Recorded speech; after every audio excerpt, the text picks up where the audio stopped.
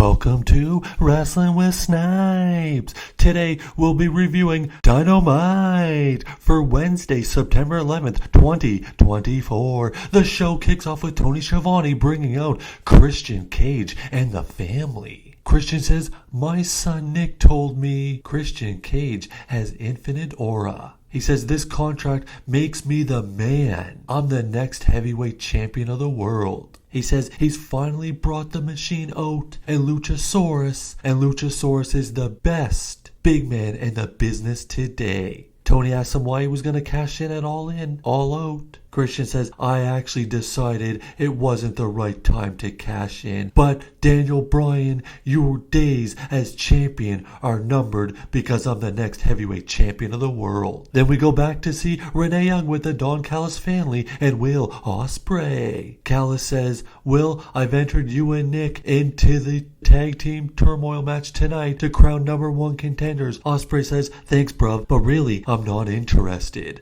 Callis says, "You owe me a favor and I'm cashing in the favor." Then Nick Wayne says, "I'd love to be a tag team champion and there's no one I'd rather do it than with you." Ospreay says, "Alright, I accept. Let's win the tag team titles." Then we go to the ring for the first contest, the championship of the TNT, Jack Perry defending against Lio Rush. This match almost immediately spills out to the floor as Jack Perry throws Lio Rush up against the barricade, then chops him a few times. Then Rush hits back-to-back suicide dives. The people are going bananas. Then Jungle Boy, as throws him back in the ring, hits him with a Snapdragon suplex. Then Lio Rush hits a reverse Rana. 1, 2. Oh, Perry kicks out. Then Perry gets him down, starts mocking Daniel Bryan, hits the big knee. 1, 2, 3. Jack Perry retains the title. They go to the back. Renee Paquette is with Adam Hangman Page. Hangman said, "If Swerve had 1,000 homes, I'd go and burn all 1,000 down. I meant everything I said and did. He's a disgusting loser. And if you get in my way, if you stood between me and Swerve, I'm coming for you. I will find you and I will hurt you." Page walks away and he shoves down some random old guy. Then he sees the Dark Order. The masked guy in the Dark Order says,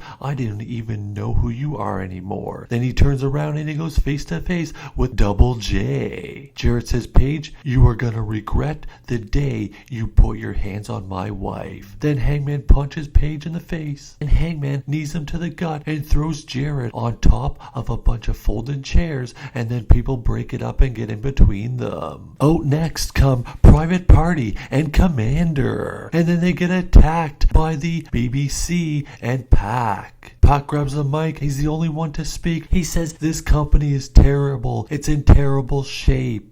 But Pac says, "You know what? I used to never know what I was thinking. I was lost. I didn't know what to do. But now I have something to believe in." And he says, "The company is ours."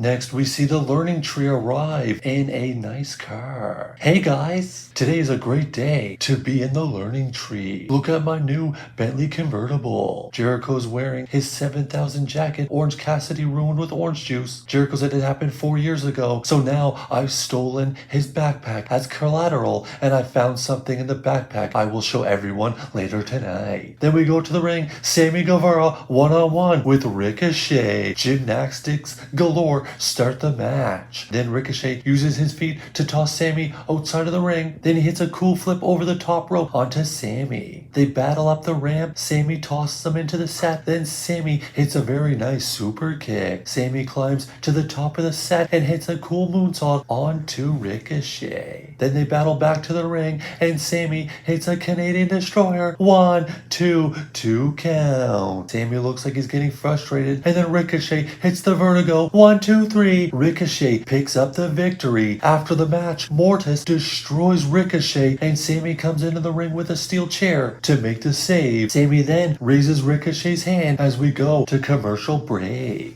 Next out, here comes Darby Allin. Darby said, someone's looking for me. I'm right here. Then out comes Moxley. Mox says, nothing has changed between us. Allin cuts him off and he says, we came from nothing and we will not go back. I wrestled you in a high school gym and nothing has changed. I was a homeless dishwasher. I don't take this for granted. I looked for a hero. I wanted to be just like you, Mox. You beat me that day in the high school gym. But what you did to Danielson, I never want to be like you ever again. What do you want, John? Moxley says, you are not ready to be champion. I'm going to need you to go ahead and hand me over the title shot at Grand Slam. Our Allin says, didn't you hear what I just said? Were you dropped on your head? Have you been drinking again? You and me, one-on-one at Grand Slam if you want the title shot. Mox says, you will never be champion, and that title shot is mine. Allin, I accept the #1 contendership match at Grand Slam between you and me. Then we come back from commercial break, and it's Mariah May one-on-one with Queen Avenada. The Queen gets caught on the ropes, and Mariah May hits her with a drop kick from behind. May hits a big knee while the Queen is hanging off the apron. They get back in the ring, and the Queen kicks May in the face, then hits a snap suplex. The momentum is building towards the Queen. The Queen then hit a release German suplex. But out of nowhere, Mariah May hits a big knee and hits the Storm Zero. 1, 2, 3. Mariah May picks up the victory and grabs a microphone. As she lays on the mat, she says, I have still not had my celebration. Something is missing. Someone is missing. Mina, Shirakawa, please come back.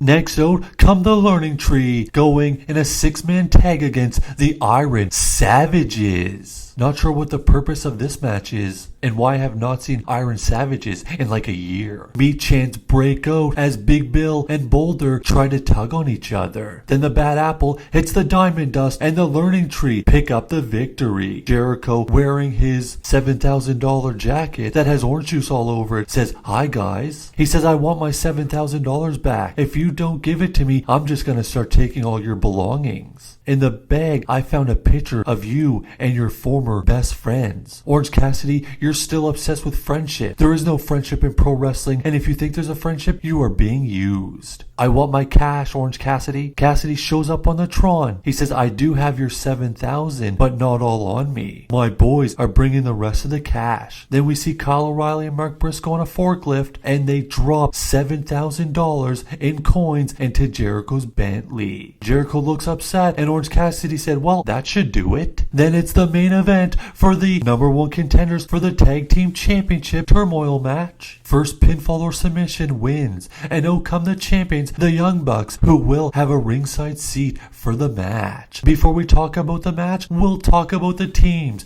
Team 1, FTR. Team 2, Ospreay and Kyle Fletcher. Team 3, The Righteous. Team 4, The Kingdom, Taven and Bennett. Team 5, The Acclaimed. Team 6, Mansoor and Massey. Team 7, Top Flight. Team 8, the Outrunners, who get a massive pop who I've never seen before. And Team 9, Grizzled Young Veterans. That was the order of entry. Now we're on to making the match.